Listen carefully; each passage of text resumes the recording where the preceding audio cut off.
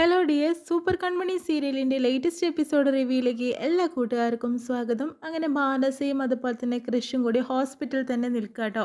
അപ്പോൾ തന്നെ ഹോസ്പിറ്റലിൽ നിന്ന് പോകാൻ തീരെ താല്പര്യപ്പെടുന്നില്ല മാനസ പറഞ്ഞുകൊണ്ടേ ഇരിക്കുന്നുണ്ട്.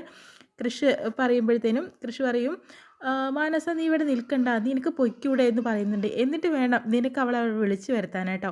നീ എന്നെക്കൊണ്ട് കൂടുതൽ പറയിപ്പിക്കേണ്ട കേട്ടോ മാനസേ. നീ മര്യാദയ്ക്ക് നിൽക്കുകയായിരിക്കും നിനക്ക് നല്ലത്. ഞാൻ എന്ത് നിൽക്കണമെന്നാണ് നീ പറയുന്നത്? അങ്ങനെ എനിക്ക് നിന്നെ ഇഷ്ടമല്ലടി. നിനക്ക് എത്ര ആണുങ്ങളെ കിട്ടും? അങ്ങനത്തെ നല്ലൊരാളെ, എന്നെക്കാൾ സൗന്ദര്യവും സ്വഭാവവും ഉള്ള ഒരാളെ പോയി കെട്ടടി എന്ന് പറയുന്നുണ്ട്. നീ എന്തിനാണ് കൺമണിയുടെ പുറകെ നടക്കാനായിട്ട് പോകുന്നത്? അതിൻ്റെ ആവശ്യമില്ലല്ലോ. നിനക്കും വേറെ പെണ്ണുങ്ങളെ പുറകെ പോവാലോ. അങ്ങനെ തന്നെയാണ് എൻ്റെ അവസ്ഥ. നിന്നെ കിട്ടാതെ ഞാൻ പോവില്ല കൃഷി എന്ന് പറയാട്ടോ ചെയ്യുന്നത്. അപ്പോഴത്തേനും എന്നാൽ നീ ഇവിടെ തന്നെ ഇരിക്കുകയുള്ളൂ എന്ന് പറയുന്നു. അത് ഞാൻ ആലോചിച്ചോളാം, നീ അവളുടെ പുറകെ പോയിക്കോ, പക്ഷേ നിന്നെ വിവാഹം കഴിക്കുന്നത് ഞാൻ തന്നെയായിരിക്കും കൃഷി എന്ന് പറയാം കേട്ടോ. എന്നാൽ പിന്നെ നിൻ്റെ ആഗ്രഹം പോലെ നടക്കട്ടെടി, നടക്കും തോന്നുന്നില്ല നിനക്കെന്നൊക്കെ പറഞ്ഞു കൊടുക്കുന്നുണ്ട് കേട്ടോ. ആ സമയത്തിനെയാണ് ഞാൻ കൺമണി ഒന്ന് വിളിച്ചു നോക്കട്ടെ എന്ന് പറയുമ്പോഴത്തേനും കൺമണി തിരിച്ച് വിളിക്കുന്നു കേട്ടോ. അതിനുശേഷം തന്നെ കൺമണി സാർ എവിടെയാണെന്ന് ചോദിക്കുമ്പോൾ ഞാൻ ഹോസ്പിറ്റലിലുണ്ടല്ലോ. കൺമണി താൻ എവിടെ ഇങ്ങോട്ട് വരുന്നുണ്ടോ എന്നൊക്കെ ചോദിക്കുമ്പോഴത്തേനും കൺമണിയുടെ ഫോൺ അങ്ങ് സ്വിച്ച് ഓഫ് ആവാണ് കേട്ടോ ചെയ്യുന്നത്. കൺമണിയുടെ ഫോണിൽ ചാർജ് തീരുകയാണ്. അപ്പോഴത്തേനും അയ്യോ എന്താ പറ്റി സ്വിച്ച് ഓഫ് ആയത്? അവൾ വലിയ കാര്യങ്ങളൊക്കെ പറഞ്ഞിരുന്നല്ലോ, ഇപ്പോൾ കണ്ടോ സ്വിച്ച് ഓഫ് ആക്കിയിരിക്കുന്നത്. അവൾ പഠിച്ച കളിയാണെന്ന് പറയുമ്പോഴത്തേനും മനസ്സിൽ നിർത്ത്, നീ മര്യാദയ്ക്ക് പോകാൻ നിനക്ക് നല്ലത്, അല്ലെങ്കിൽ എൻ്റെ കൈയിൻ്റെ ചൂട് ഇനി നീ അറിയേണ്ടി വരും എന്ന് പറയുന്നു. അപ്പോഴത്തേനും അവിടുത്തെ നേഴ്സുമാർ പറയുന്നുണ്ട്, ഇത് ICU ആണ്, നിങ്ങളിങ്ങനെ ഒച്ചപ്പാടുണ്ടാക്കാൻ നിൽക്കണ്ടെന്ന് പറയുന്നു കേട്ടോ. ഇതാ ഹോസ്പിറ്റലായി പോയി, അല്ലെങ്കിൽ കൂടുതൽ സംസാരിച്ചു തന്നെ ഞാനെന്ന് മാനസികം പറയുന്നുണ്ട്. കൺമണി ആണെങ്കിൽ ആകെ ടെൻഷനാണ്. ആ ഫോൺ ഓഫായി പോയി, ഇനി എന്ത് ചെയ്യും? കൃഷിത്താറിന് വിവരം അറിയിക്കാൻ പറ്റില്ലല്ലോ. ഇനിയിപ്പോൾ ഹോസ്പിറ്റലിലേക്ക് വേഗം പോവുകയായിരിക്കും തനിക്ക് നല്ലതെന്ന് പറയുന്നുണ്ട്. അതിനുശേഷം തന്നെ മനസ്സ് അവിടെ ഇരിക്കുന്ന സമയത്ത് ക്രഷിൻ്റെ അടുത്തേക്ക് ആ ഗുണ്ടകൾ പോലീസ് വേഷത്തിലുമായിരുന്നു കേട്ടോ. അവർ പറയുന്നുണ്ട്, സർ ഞങ്ങൾ സെക്യൂരിറ്റിക്ക് വന്നതാണ്, ദക്ഷ മേഡം പറഞ്ഞയച്ചതാണ് സാഗർ സാറിന് വേണ്ടിയിട്ട് എന്ന് പറയുന്നത്, ഞങ്ങൾ ഇവിടെ തന്നെ ഉണ്ടാവുമെന്ന് പറയുന്നു കേട്ടോ. അത് കുഴപ്പമില്ല, കാരണം കൃഷിന് മനസ്സിലാവുന്നില്ല അതാരാണെന്നുള്ളത്. അതിനുശേഷം തന്നെ അമ്മായിമാരെ കാണിക്കുന്നു കേട്ടോ. അമ്മായിമാരാണെങ്കിൽ കൂട്ടാലോചന നടത്തുക കേട്ടോ ചെയ്യുന്നത്. കാരണം ഇതുവരെ സസ്പെൻഷനായി നിൽക്കുകയാണ് അമ്മായിമാർ. അതുകൊണ്ട് തന്നെ ഇനി എന്താ ചെയ്യേണ്ടതെന്ന്, കൺമണിയാണ് അലിയയ്ക്ക് ചന്ദ്രമോഹൻ സാറിൻ്റെ ആ വലിയൊരു ഓർഡർ കിട്ടിയിരിക്കുന്നത്. കോടികളും ലക്ഷങ്ങളും മറിയുന്ന ഒരു ഓർഡറാണത്. ഇനി എല്ലാ ഡിസൈനും കൺമണി തന്നെയല്ലേ ചെയ്ത് കൊടുക്കേണ്ടത്? പിന്നെ നമ്മുടെ കാര്യം ഇപ്പം നമുക്ക് എന്തായാലും കൃഷി സാറിനോട് കൺമണി തന്നെ പറയും, ചെയർമാനോടും നമ്മൾ തിരിച്ചെടുക്കാനായിട്ട്. അപ്പം നമുക്ക് തിരിച്ച് കയറാലോ. കൺമണി ഒന്ന് പറഞ്ഞാൽ പോലെ, അവർ സമ്മതിക്കാതിരിക്കില്ലല്ലോ എന്ന് പറയുന്നു. അപ്പോഴത്തേനും നമ്മുടെ ധനലക്ഷ്മി അതെല്ലാം തന്നെ കേട്ടുകൊണ്ട് നിൽക്കട്ടോ. ഇതാണിപ്പോൾ ഒരു ഉദ്ദേശം.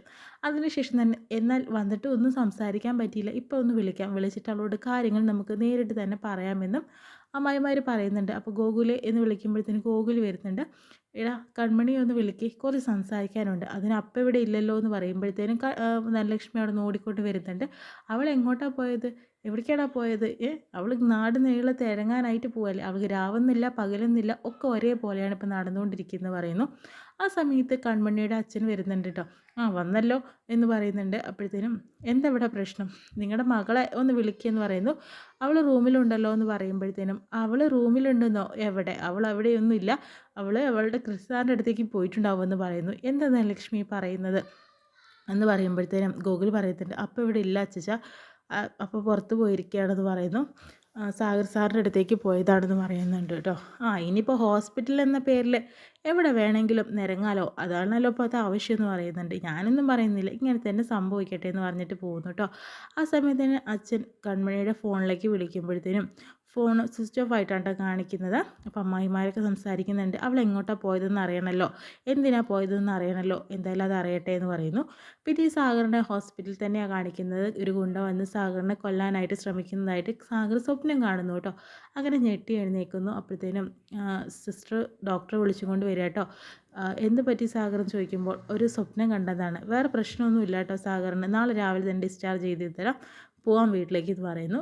സിസ്റ്ററോട് ഒന്ന് നന്നായിട്ട് തന്നെ നോക്കാനായിട്ട് പറയുന്നു കേട്ടോ.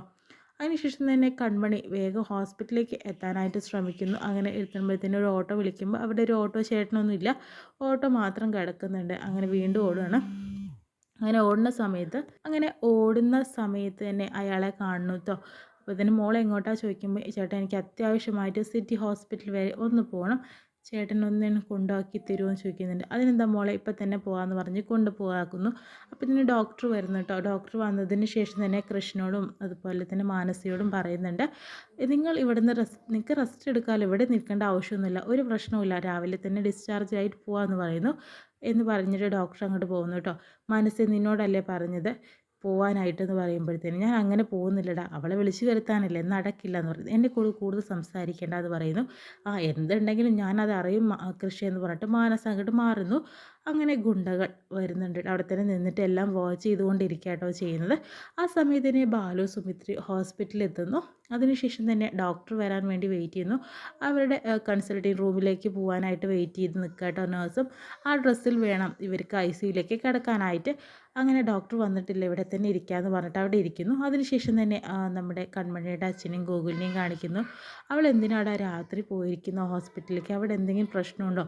സാഗർ സാറിനെ അപായപ്പെടുത്താൻ ആരോ ശ്രമിക്കുന്നുണ്ട്. ആ ബാലഗോപാലനും സുമിത്രയും പറഞ്ഞവരില്ലേ, അവർ തന്നെയാണ് പ്രശ്നങ്ങൾ ഉണ്ടാക്കുന്നത്. എന്തായാലും അപ്പയ്ക്ക് ആകെ പ്രശ്നമാണ്. അവൾ പോയിട്ടുണ്ടെങ്കിൽ ആ ഒരു അപകടത്തിലേക്ക് ചെന്ന് ചാടണോടാ എന്ന് പറയുന്നുണ്ട്. അപ്പയ്ക്കൊന്നും വരില്ല അച്ഛച്ച, അവിടെ സാറുണ്ടല്ലോ, സാറ് അപ്പയെ നോക്കിക്കോളൂ എന്ന് പറയുന്നു. എനിക്കാകെ ടെൻഷൻ ആവുന്നുണ്ട്, എൻ്റെ മോളെ എപ്പോഴും ഓരോരോ അപകടത്തിൽ ചെന്ന് ചാടുക എന്നേ ഉള്ളൂ എന്ന് പറയാം കേട്ടോ. അപ്പോഴത്തേനും കൃഷി അവിടെ ഇരിക്കുന്ന സമയത്ത് തന്നെ ബാലഗോപാലും സുമിത്രയും കൂടെ ഡോക്ടറിൻ്റെ വേഷത്തിൽ അങ്ങോട്ട് പോകുന്നു കേട്ടോ. അപ്പോഴത്തേനും പോലീസുകാരുടെ ഒരു അഭിനയം പോലെയാണ് ഗുണ്ടകൾ നിൽക്കുന്നത്.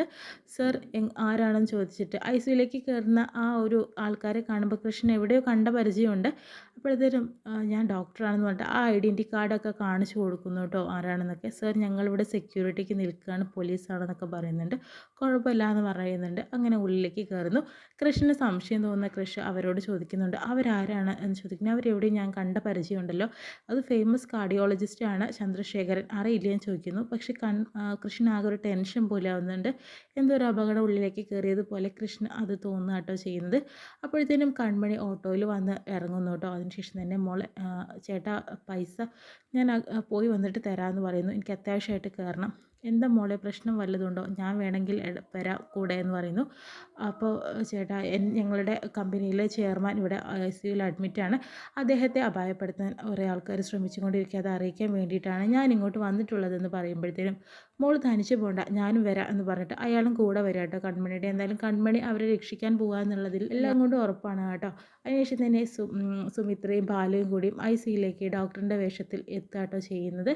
എന്തായാലും സാഗറിനെ അവസാനിപ്പിക്കാൻ തന്നെ തീരുമാനിച്ച് തന്നെയാണ് കേട്ടോ അവർ ICUവിനകത്തേക്ക് കയറാനായിട്ട് പോകുന്നത്. പക്ഷേ എന്തായാലും കൺമണി കൂടെ വരുന്നുണ്ട്.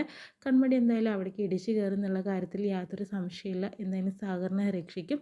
സാഗർ പിന്നെ ICUയിൽ കിടക്കുന്ന സമയത്ത് തന്നെ സുമിത്രി ബാലും കൂടിയും അതിൻ്റെ അടുത്ത് വന്ന് നിൽക്കുന്നതായിട്ടാണ് കേട്ടോ ഇന്നത്തെ എപ്പിസോഡ് വിശേഷം കാണിക്കുന്നത്. എന്തായാലും നാളെ വൈകിട്ട് പ്രമോ